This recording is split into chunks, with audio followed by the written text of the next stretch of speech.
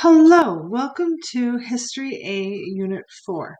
This is honestly one of my very favorite units because it is about the Civil War, which is a very cool war to learn about.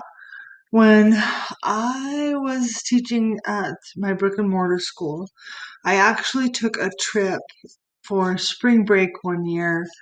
I believe it was the year after we got married to the East Coast, and it was a crazy trip where we went to all of these Civil War sites, and it was after a class that I took about the Civil War.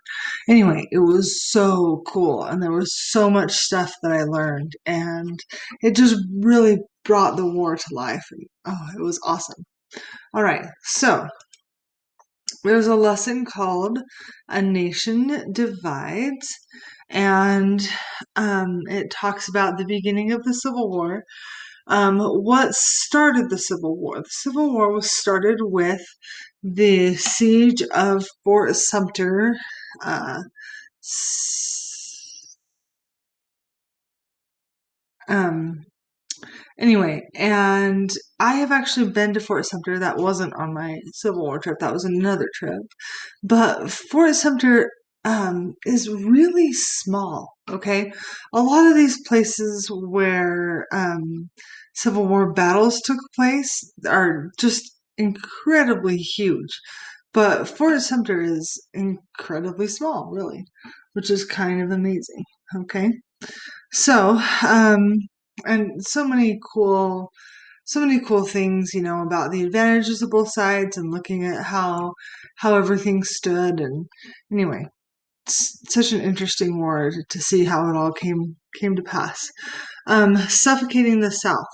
The Battle of Bull Run. The interesting thing about the Battle of Bull Run was that some people went to the Battle of Bull Run thinking, oh, this is going to end the war. It was one of the first battles fought. And they packed picnic lunches to come watch the Battle of Bull Run because they thought that it was just going to be, a quick battle and then we'll be done with the war. What they didn't know was that the war would go on for 5 years. And muskets, let's see. Um, Muskets in the war. This is one of the reasons why the war lasted so long, was because the technology was ahead of the tactics. Does that make sense? So they had really better muskets than they even knew what to do with, and that was kind of an interesting problem to have. Behind the lines, there's some some interesting stuff about dysentery and about how it really killed more people. Just the hospital alone killed more people than actually being in the battlefield, which was kind of upsetting, I think. The angel of the battlefield, there was Clara Barton, and she was amazing with all of her medical knowledge. Um, so anyway, interesting stuff. Turning points in the war. One of the turning points in the war was the Emancipation Proclamation. And the Emancipation Proclamation affected those who were slaves in Confederate states, okay? Because there were still some states that had slaves that were still in the North, such as Kentucky, I believe. And Abraham Lincoln said something like, you know, um, I hope that God is on our side, but I really hope that Kentucky is on our side. Okay, because Kentucky was a really big deal. Um, the Battle of Chancellorsville, what happened at Gettysburg, what happened Vicksburg and Gettysburg.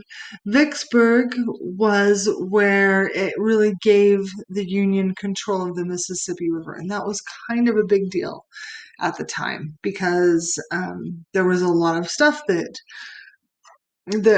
was transported with the Mississippi River, because transporting on water is a lot faster than transporting on land. So, all right. Then we have the end of the Civil War and Sherman's scorched earth policy. I always just think that's So interesting. My husband's family lives in Georgia right now, and when we go to Georgia and take tours of Georgia, there's a there is nothing that was in Georgia before 1865 because of the scorched earth policy.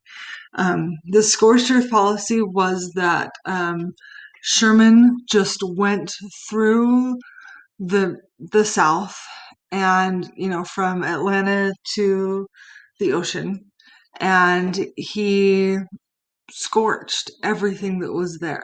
Okay, and it really gave a, a sense of hopelessness um, in the Confederate troops, and a lot of them left left what they were doing because they just said, "Well, there's no way we're going to win now." Um, anyway, and I mean, he ripped up like railroad lines, and every single everything was just burned to the ground. And it's a policy that's been done in other wars as well, and it's usually quite effective. Okay, if you have any questions, go ahead and let me know, and have fun with this unit because it's some pretty cool stuff. Thanks.